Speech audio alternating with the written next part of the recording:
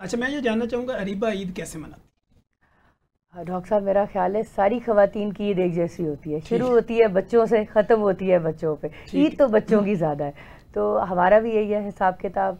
ईद से पहले बच्चों की शॉपिंग चल रही है, बच्चियों की अपनी शॉपिंग है, बेटों की अपनी शॉपिंग है, तो हम तो उन्हीं के लिए करते रह जाते हैं। और ये बापों से ज़्यादा मेरा हाल है बेगमात को ही पता होता है। जितनी मर्जी वर्किंग लेडीज़ हैं, बच्चों की ड्यूटी हमें देनी पड़ती है। तो गर्मी है, सर्दी, हम पहले शॉपिंग करते हैं, फिर ईद के दिन की तैयारियाँ, और मेहंदी लगानी है, बच्चियों ने मेहंदी का बंदोबस्त किया जाता है।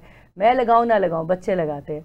तो उसके बाद बस हमारी ईद की ये मसरूफियत। उसके बाद जैसे सर ने कहा, ईद ये वाली है गोश्त वाली, फिर हमने ईद का जो बिल्कुल जो गोश्त आता है वो बांटना है, लोगों में डिस्ट्रीब्यूट करना। उसके बाद शाम को फिर तैयार होकर हम डिनर में जाते हैं। मेरी वालदा वालिद साहब के घर हमेशा ईद का डिनर होता है पूरी फैमिली का।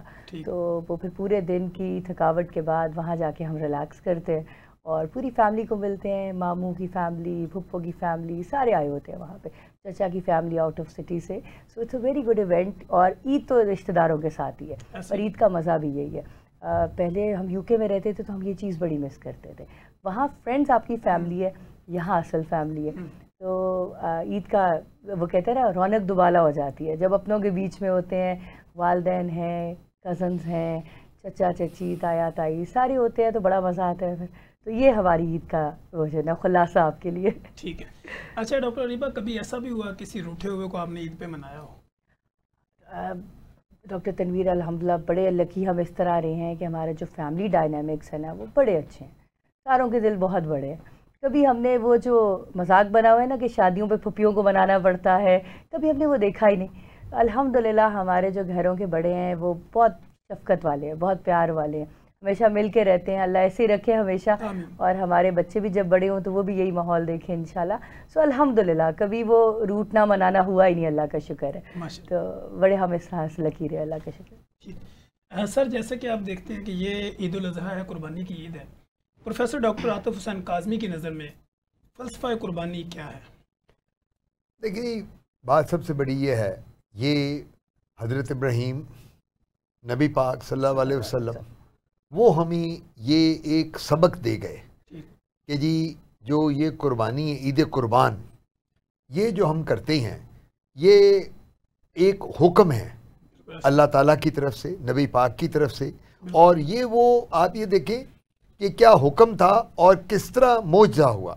जब हज़रत इब्राहीम को कहा गया कि जी आपने अपने बच्चों की कुर्बानी देनी है, तो क्या मतलब था कि अल्लाह ताला टेस्ट कर रहा था, खुदा ताला, कि मैं देखता हूँ अपने बच्चों से ज़्यादा कौन होता है बड़ा। अपने बच्चों से आपके बच्चे, मेरे बच्चे, डॉक्टर साहब के बच्चे, उससे ज़्यादा अजीज़ तो कोई नहीं दुनिया में चीज़, कि ये कितना हमारा हुक्म को बजा लाते हैं। तो वो जब बिल्कुल रेडी हो गए तो वो उसमें बकरे और दुम्बे में कन्वर्ट हो गया। यानी अल्लाह ताला ने अपनी ताकत से ये दिखाया कि मेरे मानने वाले जो मेरे अहकामात को मानते हैं और जो इस कुर्बानी के लिए रेडी थे, मैंने उनके लिए ये इतना बड़ा मौजज़ा कर दिया।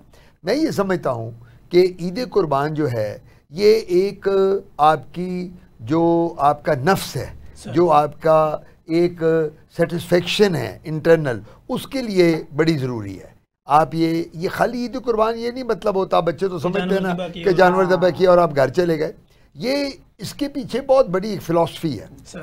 आपने जब ये ईद कुर्बानी करते हैं तो ये कुर्बानी करके आप क्यों लोगों में सब गोश्त बांटते हैं, गरीबों को देते हैं, हमसायों में देते हैं। तो इसकी भी एक लॉजिक है कि जी ये आपने घर में गोश्त, मैंने अक्सर देखा है कि जो ईद कुर्बान का गोश्त होता है वो घर में नहीं पड़ा रहता, वो सारे का सारा बांट दिया जाता है। और लोग कहते हैं जी कि ये बांट दिया, बेचारे आप सुबह करें तो कितने लोग आपके घर पे आए होते हैं जो डिज़र्विंग होते हैं, जो चाहते हैं। तो मैं ये समझता हूँ कि आपको जो एक स्पिरिचुअली आप अपने आप को अल्लाह के इतना नज़दीक फील करते हैं, और ये कुर्बानी देखें हर शख्स इंडिविजुअली, अब कितना अल्लाह ताला ने इसमें रिलैक्सेशन दी है। एक शख्स अगर, आजकल आपको पता है कि ये जो जानवर है ईद कुर्बान में जो हम आजकल कर रहे हैं अब इन दिनों में, कितना महंगा हो गया, हर बंदा नहीं अफोर्ड कर सकता। तो वो हम कलेक्टिव मिल के कुर्बानी भी कर सकते हैं। बड़ा जानवर ले लिया, दुम्बा ले लिया, गाय ले ली, हिस्से डाल दिए। जो अल्लाह ताला ने जिसकी जितनी इस्तात है उसके मुताबिक खुदा ताला ने ये कहीं नहीं लिखा कि इंडिविजुअली हर बंदा एक बकरा करेगा, एक ऊँट करेगा, एक भैंस करेगा, गाय। उन्होंने कहा जो भी कर सकते हो, जितनी तुम्हारी इस्तात है वो तुम कर लो। तो ये मेरा ख्याल है कि बहुत बड़ी हम मुसलमानों के लिए बड़ी सादतमंदी है, और हम अपने आप को बड़ा हमें लकी समझना चाहिए कि हम एक मुसलमान घराने में पैदा हुए और हम अपने आप को बड़े फ़ख्र से कहते हैं कि हम मुसलमान हैं।